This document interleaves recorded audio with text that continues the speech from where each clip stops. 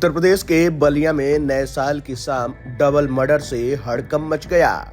नरही थाना क्षेत्र के कोटवा नारायणपुर गांव के पास स्थित शराब की दुकान के पास बुधवार की देर रात विवाद में दो युवकों की धारदार हथियार से हत्या कर दी गई, जिसके बाद सूचना मिलते ही मौके पर एसपी समेत भारी संख्या में पुलिस फोर्स पहुंच गई।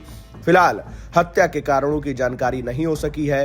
वहीं बताया जा रहा है कि पूरी घटना दुकान पर लगे सीसीटीवी कैमरे में कैद है।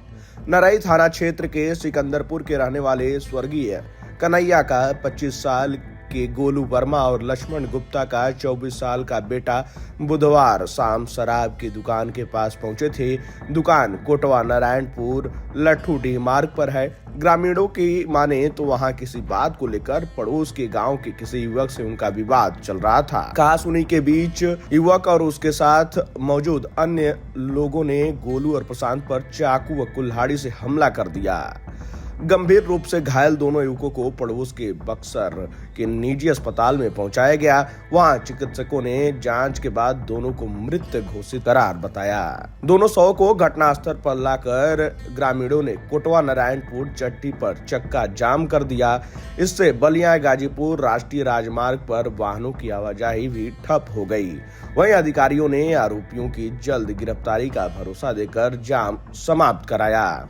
वहीं आपको बताते चलें कि इस पूरे कांड के बाद इलाके में दहशत का माहौल फैल गया और डॉक्टर ने जैसे ही दोनों को मृत घोषित करार दिया, उसके बाद से आक्रोशित भीड़ ने जमकर हंगामा किया और बलिया गाजीपुर राष्ट्रीय राजमार्ग पर प्रदर्शन भी किया गया। न्याय की मांग की गई। चक्का जाम होने की वजह से लोगों को आवाजाही में दिक्कत भी हुई। वहीं लगातार प्रशासन की कार्रवाई के बाद किसी भी तरीके से मनाया गया और आश्वासन दिया गया है कि जल्द से जल्द गिरफ्तारी देकर विधिवत कार्रवाई की जाएगी। आज कोटवा नारायणपुर में करीब थाना प्रभारी को 8:30-9 बजे के करीब ये सूचना प्राप्त हुई थी कि इस गांव में एक शिवम राय और उसके साथियों के द्वारा गांव के ही दो लड़के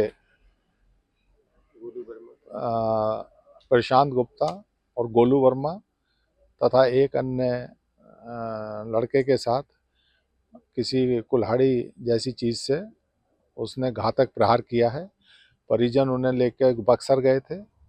वहाँ पे प्रशांत गुप्ता और गोलू वर्मा को डॉक्टर्स ने मृत घोषित कर दिया, जिसके बाद परिजन उनके शव लेकर नरही थाना क्षेत्र के जो कोटवा नारायणपुर गांव है वहाँ पे ले आए थे।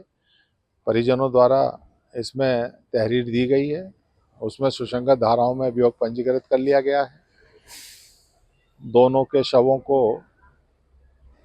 पंचायतनामा और पीएम के लिए भेज दिया गया है बलिया और अपराधियों की गिरफ्तारी के लिए 3 टीमों का गठन किया गया है, जिसमें स्वाट और सर्विलांस टीम, थाना प्रभारी नरही और क्षेत्राधिकारी जो सदर हैं उनके नेतृत्व में, और जो भी इसमें दोषी हैं उनके विरुद्ध कठोरतम कार्रवाई की जाएगी। निश्चित रूप से जो अभी विवाद का कारण है कुछ बहुत ज़्यादा अभी स्पष्ट नहीं है, लेकिन परिजनों का ये कहना है कि जो जिन अपराधियों ने कारित की है घटना वो थोड़ा मनगढ़ किस्म के हैं और यहाँ पे आए दिन ये शिकायत है कि दुखी करते रहते हैं। बाकी ये सब जांच का भी विषय है,